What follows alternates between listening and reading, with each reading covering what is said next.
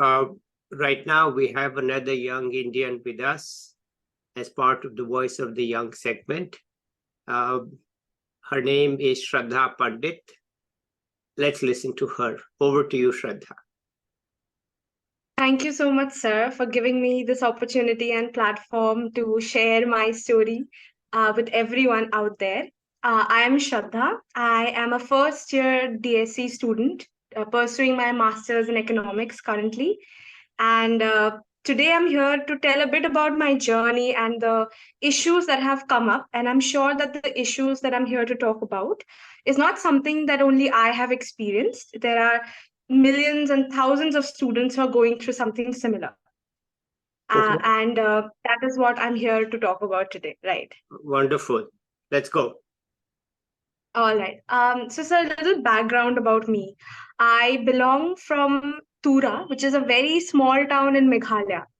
There are very few students from the Northeast here, and in DSC in particular, and I'm one of them. And I realized that coming from a small town has its own set of cons as well as difficulties, which I'm sure that students who are from various corners of India also experience, right? And among one of the cons that I have personally gone through is the misconceptions that people tend to have about students who pick humanities, especially in their 11th and 12th, right? So, like, I was a very good student in Sherwood. Sherwood is the school I'm from. I did well over there. My dad was actually a professor in a college in my hometown as well. So, I received a significant amount of guidance in terms of education during my schooling years. And I was also the state topper, one of the state toppers there. So I did pretty well and I fared well and I was considered a good student. However, the issues kind of started cropping up after 11th and during 11th and 12th. So the first decision that you're supposed to make is to pick the stream that you want to pursue your future in. And at that time, mostly students are 15 or 16 years old. They do not have an idea of what it is that they like. It is usually assumed that a topper or a person who's done well in their school is going to choose science, and a student who is a little down the spectrum is supposed to choose humanities. And there is this certain stereotype and misconception that students who choose humanities do not have a future. And well, it didn't come to my notice at that point because I feel that parents too, they can guide you to a certain extent. So this is another issue that I want to talk about, is like the lack of guidance along with the misconceptions that people already have and how difficult it makes students make a decision. So I did take science initially, and I did my science for like a month, and I realized that I did not want to pursue this. This is not where my interest lies. And so I talked to my dad about it, and initially he was very hesitant. He said that, "Come on, you have chosen a lane. Now it's going to be difficult for you to maneuver." But I insisted that I have different aspirations, and it was very looked down upon initially by a lot of people because I said that I want to do something where I can get a taste of both maths and liberal arts, something in between those lines. I didn't want to go for science in particular initially. So I thought of economics as a subject. And I thought that I wanted to pursue that immediately because I feel that economics is like the perfect blend between maths and liberal arts. So I re-enrolled myself in another institute, and there I had the opportunity to select the subjects I wanted to select. And I selected maths, statistics, economics, and one liberal arts subject that was philosophy. So I went ahead with that, and I really enjoyed the process. But around that time, when I was pursuing that arts, I realized that the misconception that people tend to have about economic students, about humanities students in general, is actually very much internalized by the humanities students themselves. Like where I am from, they have this conception that acha, humanities students, so most probably you're going to do an MA or you're going to do a PhD, and there are no jobs for people like you because it's not a practical coursework, right? And And everybody had like internalized this to an extent. Whenever I asked someone what are your future goals, they either said some government job, or they said that I'm most probably going to do a PhD and become a teacher. So that seemed like the only two options that most people had. And it was very disheartening, because I know that that is not true. Somewhere I knew that there are students from uh, different places who are doing far better. So I started doing my little research during my 11 and 12, and I heard about DU at that time. DU is very popular over here, but in the Northeast, it is comparatively less talked about. Like in the Northeast, there is mostly students either pursue medical or mostly engineering. Apart from that, the little few who go to humanities enter law. So that is like the standard norm over there. So it did take me a little bit of research, and I realized that in DU, it gives you a lot of opportunities to pursue whatever field you wish to, even if you have taken humanities. So after like a lot of contemplating, and this is something that I did like without guidance, because I didn't have anyone to ask how DU is, because I didn't know anyone who has gone to DU per se. And my parents were also, they really tried to help me. They were there for me, but their help to extends to a certain limit, because they too themselves are unaware about a lot of things, right? So that initially went on, and I did well in my 12th. And so I got into Gargi, and Gargi is like a very esteemed college, especially for economics. It was a difficult path, I'm not going to lie, because in I did my 12th from a state board, and state board students tend to score far less than CBSE pass out students. Okay. So, as we are aware that DU had a percentage system of enrolling students, it initially got a little difficult for me. So I thought that maybe DU also wouldn't be a possibility. But then, although I was like one of the toppers in my state board also, but there was still issue. I was like facing issues in terms of percentage, because in Delhi, I've noticed that a student getting into a good college usually gets 98% or above. And in my state board, the topper herself scored around 95. Okay. So there's like a huge parity in the percentage when you come from a different board. So I thought about it a lot, but at the end, I think I got lucky. There was like a list that opened up, and I got in. And Gargi is a pretty good college, so I was pretty happy about it. And so when I came into Gargi, I was both elated and sad. Elated because I've noticed that the conception that people tend to have about humanities student is so wrong, because everyone out here is talented, is smart, is brilliant in their fields, and they are currently doing liberal arts, doing economics, just as I was doing economics. So that made me feel very good that I am a part of uh, such a culture at this point, that I think I'm doing something right. I was sad because I realized that students who come from Bangalore or Delhi, so they are way ahead of us in terms of education, in terms of skill sets, in terms of how they have been uh, brought up as students, right? Whereas people like me who come from small parts of the country, we haven't gotten such opportunities at a young age. So it was initially there was like this huge gap, because I noticed that in some form or the other they have figured out what it is that they want out of their lives, whereas for us getting into DU itself was like a huge goal. All right. Yeah. Right. Yeah. So there was like a huge parity, right? So however, we had COVID, like I'm one of the COVID batches. Right. I graduated this year itself, but I had like 1.5 year, like 3 semesters of mine went during the COVID time. So I barely had a college life, to be very honest. I had just 1 year of college life. However, in that 1 year, when I came back, I realized that students here are like they have done their coursework, whereas I didn't do anything, because in the online phase, we all had an open book examinations, and nobody really studied during the open book examinations, to be very honest. So I feel that the base that you need to be an economic student was not very developed in my first year. And another thing I realized in terms of parity is that students who come from like better off privileged backgrounds, they also took a lot of coachings during their semester exams in order to fare well during their exams, right? However, like for me and for other outstation students, living in Delhi away from home itself has its own financial burdens. So that was another thing that was difficult, that I noticed that there is this huge parity between us. However, things moved on. I did well in my fourth semester. And in my last year, I realized that and now I have to take a decision. Now I have to think about what it is that I want to do in terms of my future. Can I And just stop you there for a minute?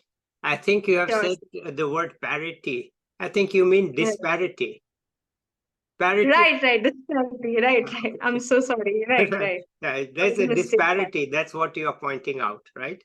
Right. Not Right. parity means equal, but disparity is what Yes, you. Okay. Sorry to interrupt, yes. but I thought No, sir. Thank you you've so said much. it so many times. I should just say that. Look, you're talking about disparity. Completely I mean, understandable. as an Right. economist, we know inequality and disparity, right? Yeah. I should be ashamed of it, actually. It completely slipped my mind. It's okay. Yeah. All right. Let's continue. Right. So yeah, the disparity was obviously there. And another thing, so I had to make a decision at this point. And I realized that most of my seniors were either sitting for placements or they were preparing for their masters. So I thought that the surefire way to have something secure in a year would be placements. Hmm. So I went ahead and I sat for my placements, and I did prepare for it quite well. And I did get very good placements. Like I was one of the highest placed students in my college. Okay. So I was pretty happy about it. And I went home and I said that, I've done this and I think it's a great achievement. However, it wasn't welcome because I realized that, again, the same conception that is there, the conception that students who have done their UG in liberal arts and they pursue a job immediately is actually not a very good idea, because you've just done your UG, whereas you'll be competing with students who've done engineering, Yeah. who've done some other professional course. So it'll be difficult for you to climb up the ladder very quickly, and the job profile or whatever you'll be given won't be as fulfilling as you'll expect. So that was a good point also put forward, but I was a little hesitant about it initially. Then again, due to societal things, I decided that okay, maybe this is a thing that I have to consider. And I thought and my professors would talk a lot about DSC, like a master's in DSC is quite an esteemed thing to do. So I went ahead with that, and I thought of pursuing this. So I had to prepare for entrances. And again, because of the lack of guidance, since COVID-19 had come ahead, and most of our seniors were online in the online batch itself. So we couldn't really communicate with them as effectively as we would have done if they would be present offline with us. Okay. So, however, I knew a few seniors and I talked to them about it. And I realized that everybody had one thing to say. If you want to pursue masters, you should take a coaching to clear the entrances. And now at these coaching institutes, they charge a lot. They charge you 40 to 60,000, which is a great amount of which is a huge amount. If you come from a privileged background, which I consider I do, considering my parents will are ready to give anything ahead for my education. But there are students out there who do not have the capacity to pay so much. So I noticed this thing over there, that they are charging such exorbitant amounts from students, and it's like they're cashing on the fact that these students are unaware as to how to proceed. So this thing really affected me initially. However, I did go ahead with the coaching, and I did take a coaching, and I paid a hefty amount. Hmm. And I realized one thing, that in India, different colleges for economics have different entrances. So it's not that you can take a coaching and clear all your entrances. You have to individually prepare for every paper in its own unique way. For example, ISI has a very different pattern than DSE has. Similarly, MSc has a very different pattern than IGIDR, for example, has. So, so because of less timing and because of all these differences, I noticed that you either can focus on the most important thing that you have to do is choose the college you want to go to, Mhm. and then eventually prepare yourself that way, which I didn't know before. I eventually came to know after I learned, after I took the coaching. So I could have done it without the coaching fairly, because now DSC is like under CUET, right?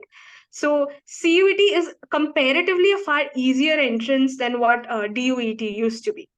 So I didn't have to pay us a hefty amount to get into Mhm. coaching, and Yeah. eventually see that the coaching didn't really have any benefits of its own, for me especially.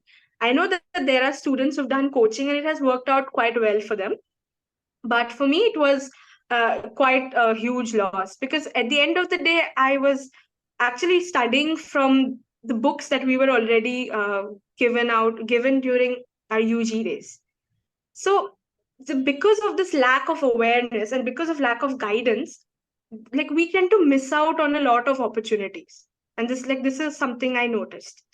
Secondly, when I got into DSE, here I realized that somewhat students are you are either, we're not taught everything in class. There is an assumption that is made that you have already read all of this in your UG days, so you naturally know it. But coming from a COVID batch where half of it was online, and coming from and let's say for students who've not done any coaching to cover up those basics, especially students who come from engineering backgrounds or students who come from different backgrounds, physics backgrounds. There are like a lot of students in DSC who've done physics, and then initially they've moved on to masters in economics. So for them, it's very difficult in classes to decipher what is going on, because there is an assumption that is made that you already know about all of this. So there where coaching kind of again plays in. So students who have done coaching will now understand it better. So I feel that the entire system sort of is based on this insecurity of students, and there's like a huge business made out of it to take money from, extract money from students just for education.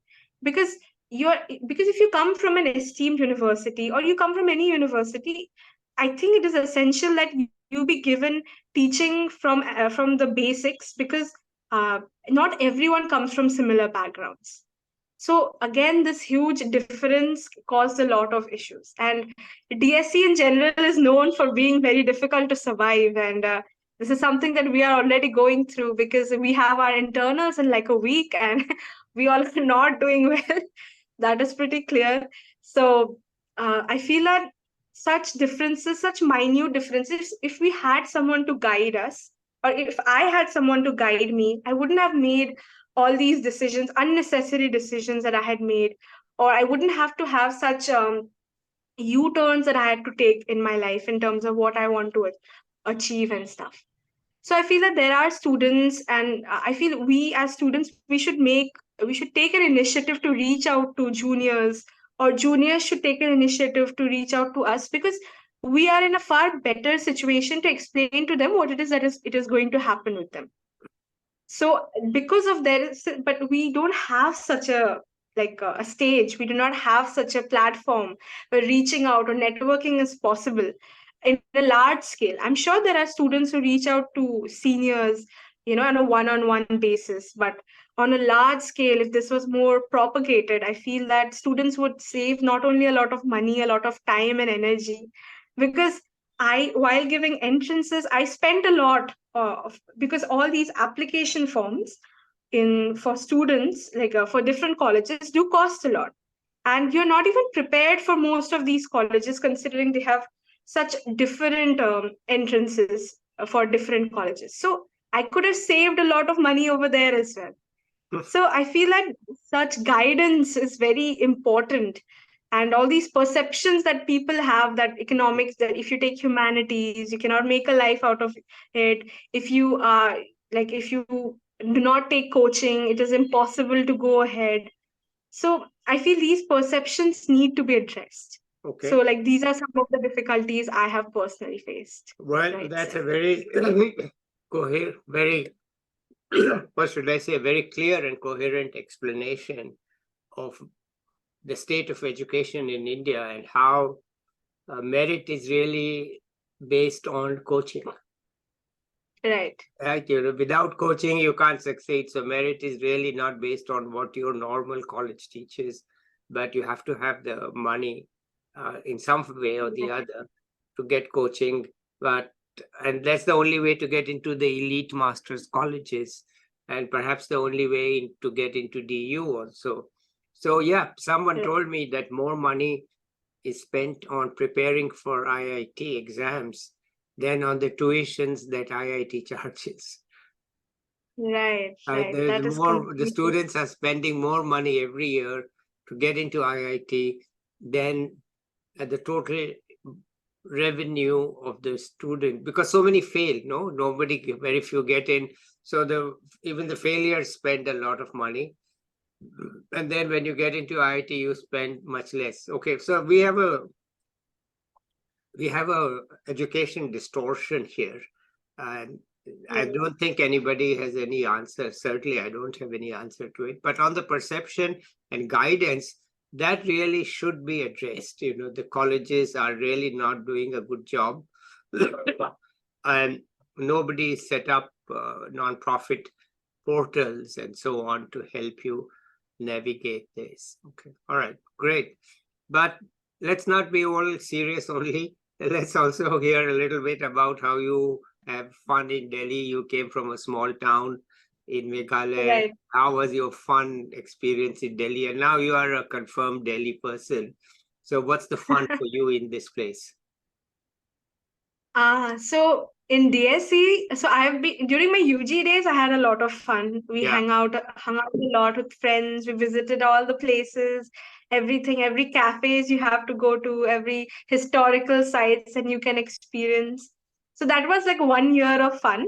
However, now that we are in DSC, there is not much fun because half of the time is usually spent attending lectures or attending tutorials or trying to solve those tutorials. And like we have our internals coming up, like I mentioned, and our syllabus is never ending. Like our syllabus is supposed to uh, ended actually yesterday was one of our last lectures, and it ended yesterday. So we already have the burden of the previous syllabus along with the syllabus that is already continuing, so there is not much fun to have in DSE. That is a very brutal truth. And I know that this is going to continue in December as well, because our exams are going to start from the 1st of Jan, most probably. So okay. as of yet, no fun. Like I am not going back home for Diwali because we do not have any breaks per se, and we do not have time enough to complete the syllabus. Yeah. Like we are barely surviving at this point. So All not right. so much here. All right, Right. good. All right. So I won't ask you about that. You've already given enough tips. But what's your own future, you think? So I haven't thought about it in detail as of yet. I do see myself doing something related to policy, more probably, but I haven't given it a lot of thought. Like there are a few avenues that I have considered. There's obviously corporate, there's obviously policy, there is if I want to get into any of those economic services or the RBI, there are like a plenty of scope, which is a good thing because in economics you tend to have a lot of scope. Yeah. So I'm very curious to know. I'm still trying to get in contact with seniors who've done something similar, trying to gather their information. Basically, the entire process of guidance through one-on-one talking again and again. So, right. All right. Yeah. DSC prepares you for many different things. It's too early to make a Done. choice, really, because you can change your Right. mind as you go along. All right. Anything else you want to add at this point? Yes, sir. So I do want to add that, like, since we are students who've had certain experiences, I would encourage seniors to take initiative because DU or any other college hasn't taken proper initiative to guide students.